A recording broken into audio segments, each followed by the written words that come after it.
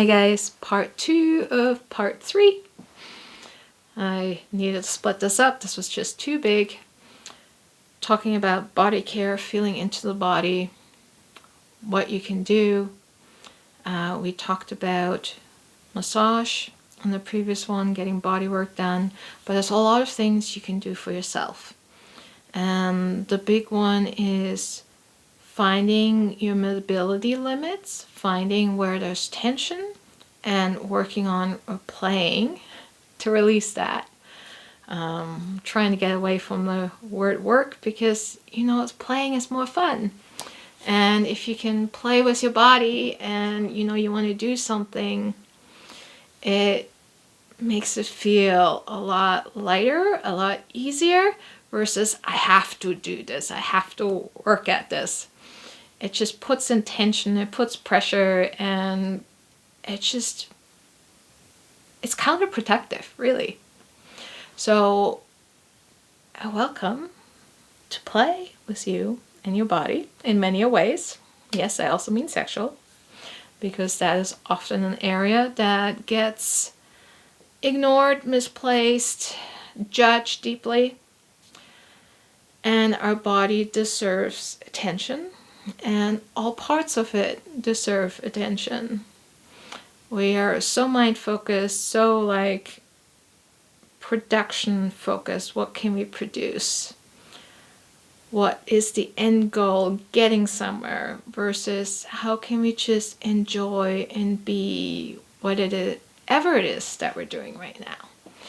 So for this one, I encourage you to stand up or even do this later. Start moving your body. See where there's tension, there's restrictions. I actually feel quite a lot of tightness in my forearms. This is one area I need to play with more and explore more to see how I can help to release some of that old tightness, that old tension, show it some love. I always like gentle stroking the body because that for me, it does many things. It tells me where my physical limits are. This is where my body is. Because sometimes I forget. I'm all over the place, especially, energetically. I astral travel, I do things, I do energy work on other people long distance. So getting that grounding back into this is my physical current state, I find is actually really helpful. I quite often do this after having someone else do body work on me, getting a massage or treatment, because then I'm like, okay, this is the space we are putting most of you have your aura, but this is the physical space that we are occupying, and this is where we're at. I do the legs too. This also can be a great way to wake up the body. It's like, hey, we're here, your stroke, and then you can do some light tapping. I'm like, hey, it's good to wake up, we're here. We bring some movement into ourselves, and they're not hard blows. They're really gentle little taps. You're just loving yourself all over the place. Right? Doesn't matter where it is.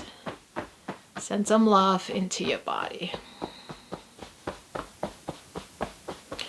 Especially, Chinese medicines, they recommend the elbow crotches for the heart. Up here where your armpit is, right that area to tap. The sides of your legs, I know you can't see it, but right and left of your hips, and then you're around your groin. And also bouncing on your heel. These are all great things. On a physical level, tapping helps to move lymphatic fluids, throughout and into your lymph nodes, and those areas are actually where a lot of lymph nodes are located that Chinese medicine recommends you to tap for the meridians. So there's lots of correlations in different systems. One system doesn't have to resonate. You don't have to go like, oh, all of this is true, but it's interesting to see how things connect and how you doing something in one system actually correlates with something else. And it feels good. Like, if it feels good, do it. That's the whole point. You know, we want to feel good in our bodies. So tapping, gentle tapping, helps move fluids, helps increase mobility, helps to compress and release tissues. And then the big one that you either love or you hate, I don't know, it's just some people think it's like nothing, and then other people like, oh my god, it's the next best thing, is bouncing. This is the one that people think is like, why the hell would I want to do that? It does nothing. And if you actually feel in your body, especially if you hold your arms up, like, there's a lot going on. Gravity is amazing because you're going up and then you're letting gravity take you back down. So you're actually creating a lot of force throughout your system.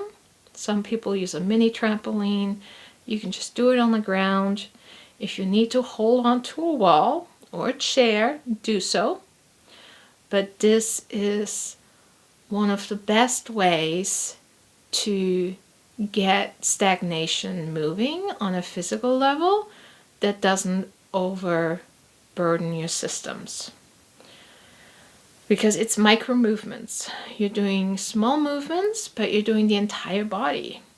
And then if you want to do a little more, you can bounce more. You can actually jump.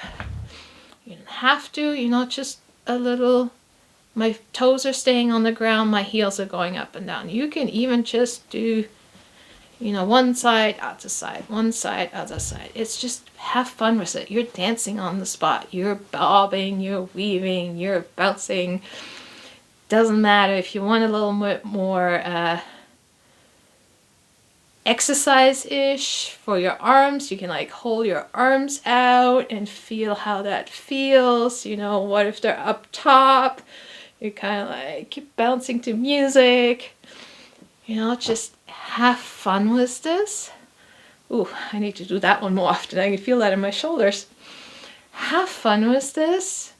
It gets your blood flowing. It gets your oxygen going.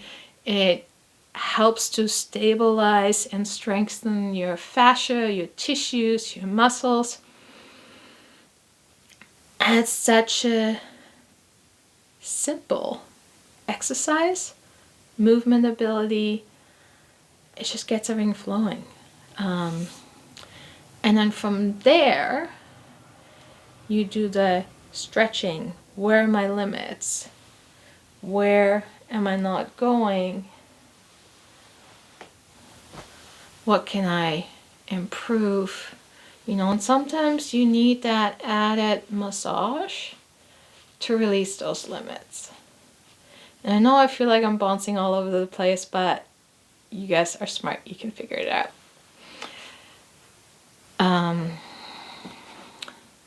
But I do feel like I'm going to cut this, go to the next video. And then for those of you who want to binge watch, you can binge watch. For those of you who need breaks, I'll see you later.